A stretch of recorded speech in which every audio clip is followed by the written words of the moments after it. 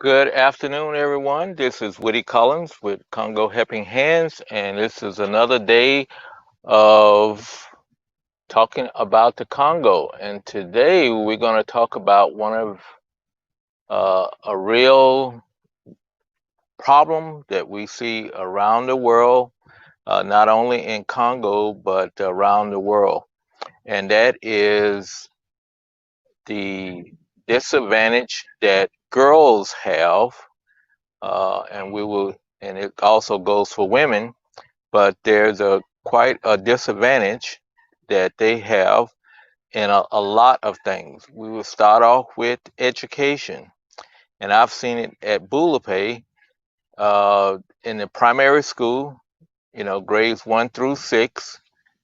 The ratio is about 50-50,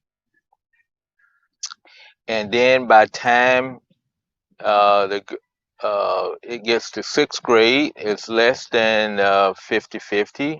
And then when it gets into secondary school, 7 through 12, uh, it's even less. And I remember it really became stark to me, and really a shock was when we were in Congo, and we noticed that in the 12th grade there was only one young lady that was in that class, and we thought, what, wow, what is going on? And and then it just came back to me to remember that number one is the girls, they have to take care of their siblings, especially in a situation where the parents have to go out to the field. There's no, if they don't have elder grandparents or something like that, they they rely on the younger kids to keep the children. I've seen in the village that there was a young girl, not even probably should be in school, if that old, and she had, a child on her hip and carrying him around, and maybe a smaller brother that she was holding also. So, that's one thing, is they are not allowed to go to school, uh, because you know, they just think that it's not worthwhile. Then also in health, once if a child gets, a woman gets older, they're going to immediately, most times, get married and start having children. And some of the girls are so young that they have complications because their bodies are not developed and not ready to have children. But however, the society and the culture says they are, once they reach a certain age, they should be married. So a lot of them die during childbirth, and also their children, if the child lives, that child may be suffering because of inadequate, uh, you know, development by a child mother. Also, they suffer violence. The girls have to go out to get water. That's one of their primary duties, to get water and go run chores. And when they are out in the fields and going to get water, water is not in town. It's usually maybe a 15 to 30 minutes away walk.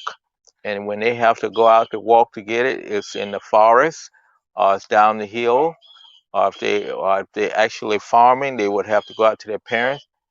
And a lot of men take advantage of them while they're out there. So there's a lot of child rape, and it's no such thing as you're going to report it, because everybody will deny it, and also that will bring a stigma on the child herself as being used material. So you have a number of things that strikes against them. And one of the things that we've always tried to do is try to uplift and encourage the girls as much as possible.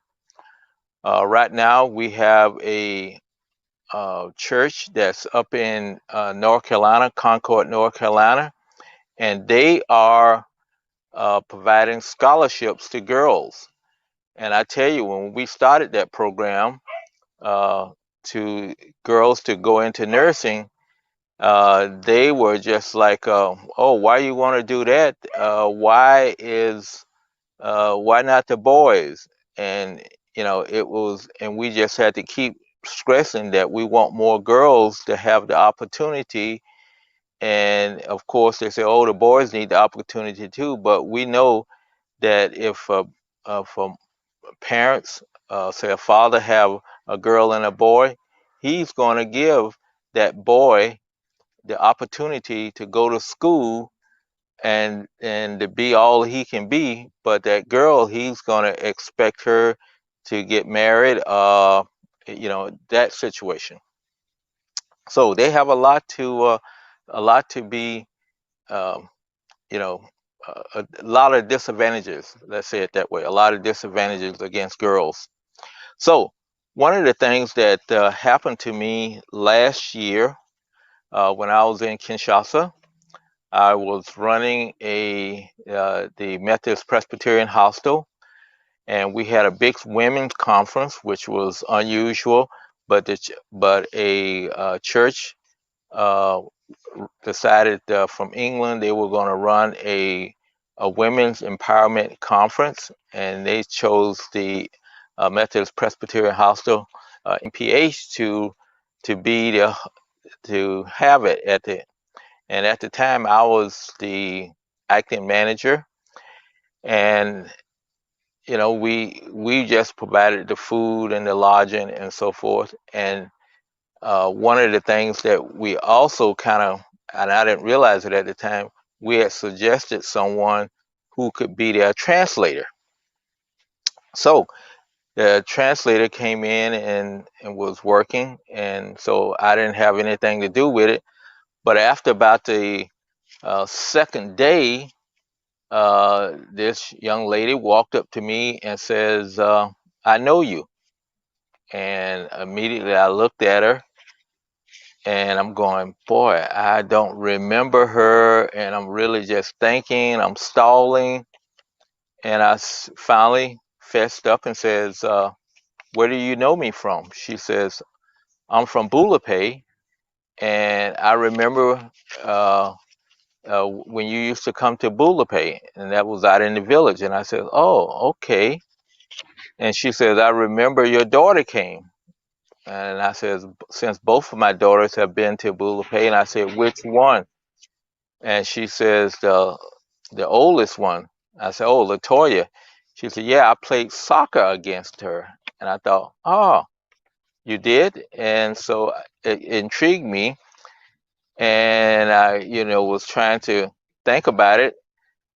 But what I did finally, she came up and said, "Oh, your daughter really impressed me, and she inspired me to learn English." And I said, "How is that?"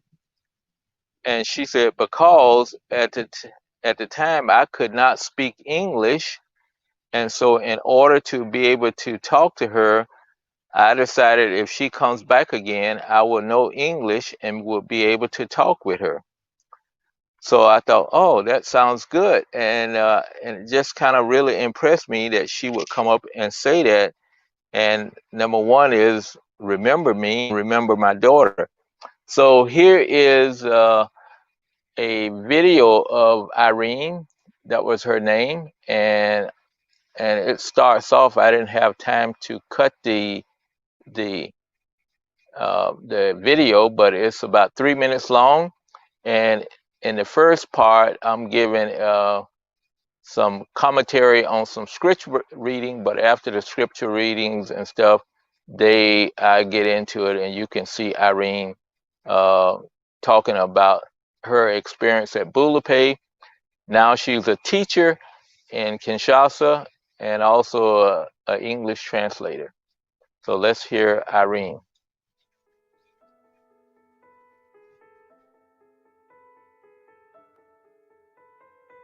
After breakfast, all 38 women loaded onto a bus and went to church. I was left with a half a day of quiet time for reflection. Matthew chapter 25, verses 31 through 40 was the charge for today, specifically 37 through 39. Then the righteous will answer him, Lord, when was it we saw you hungry and gave you food, or thirsty and gave you something to drink? And when was it we saw you a stranger and welcomed you, or naked and gave you clothes? And when was it we saw you sick or in prison and visited you? This problem will have to be addressed tomorrow. As promised 2 days ago, today I recorded a short interview with Irene. She was a student at the girls' school in Bulape. She saw me when I came to Bulape in 2006 with my daughter Latoya. We had brought soccer balls to the school. So one afternoon, the teachers organized this match for the girls. Latoya played on one of the teams, but she played opposite Irene's team. In this interview, Irene tells about the impact of us meeting. I can say I grew up in Bulape. I did my elementary school, my primary school, and my secondary school at Bulape. Okay. After Bulape, I decided to continue my studies at university. So the university was University of Kinshasa at Kinshasa. Okay. That's the reason why I came. Why? What pushed me to come and continue my studies? It was, firstly, I was very interested in what you was doing. You came with your daughter, and then I wanted to express my feelings, to talk to her. So I didn't have a way to talk to her because I wasn't able. Why? I didn't know how to speak English. I couldn't understand, but I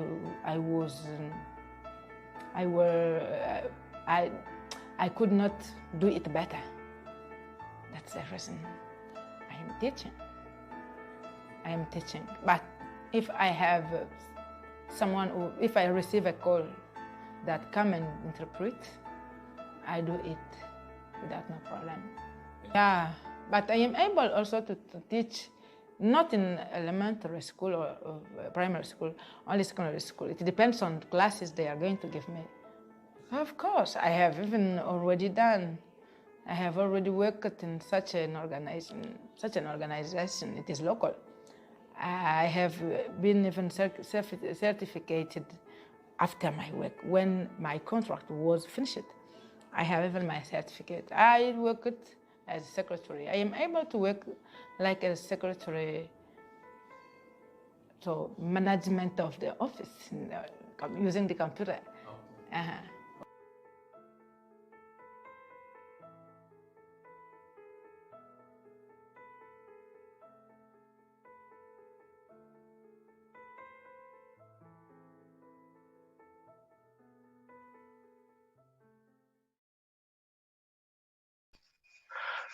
Okay, I hope you enjoyed that.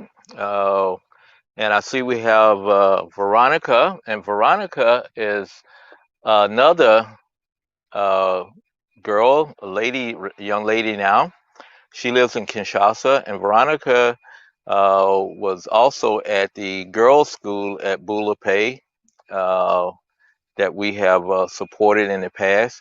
And so Veronica and I have been going back and forth, sharing messages and getting to know. And I'm finding out that she works in Kinshasa. And so it's good to see Veronica. And she is saying that the video is cool. And I thank you, Veronica, for following me. And also, Jackie, my cousin down in Florida. I'm glad she was able to catch me today. And Jackie, I hope to see you soon whenever we can get past this pandemic we're in, that I can get down there. You know how the old folks are. We're supposed to stay at home and take care of ourselves. And lastly, I would like to holler at Tim. Tim is on again. And I missed Tim's show yesterday. Tim, there's also a daily live stream, and he invited me yesterday on his program, but I got wrapped around the Congo mission program, and it lasted a little longer than I expected, so I missed Tim. So hopefully in the next few days, Tim, I can come back on again. I think that's all the comments that I've seen so far. But on this International Day of the Girl, please think about the girls, not only in Congo, but around the world. Girls uh, really thought as second or third class citizens. They are less educated. Uh, Probably the only thing that I've seen that's positive about being a girl, they have a tendency, if they live a little longer than men. But in the Congo, it's not too many years longer than men, but they do live longer. And probably if they wasn't working as hard, they would live a lot longer. But please, think about it. And we're probably going to start a program uh, to reinforce the girls and try to inspire a lot more of them to continue their education and to be, uh, real great citizens, and also to take care of themselves and their families, and also become village leaders at some point in time. So thank you again for stopping by, and thank you all y'all who's gonna looking at this program later. You can always, if you have questions, please drop me an email. Come on the next program, and you can even ask your question about a different subject other than what's going on the thing. Uh, I appreciate everybody for stopping by, and appreciate everyone, all of you who are going to watch it on a replay. And at this time, we will say, as I always say, uh, take care of yourself, take care of your family, and be safe, wear your mask, and finally, to be blessed. We'll see you tomorrow, same time at 3 o'clock. Thank you all again.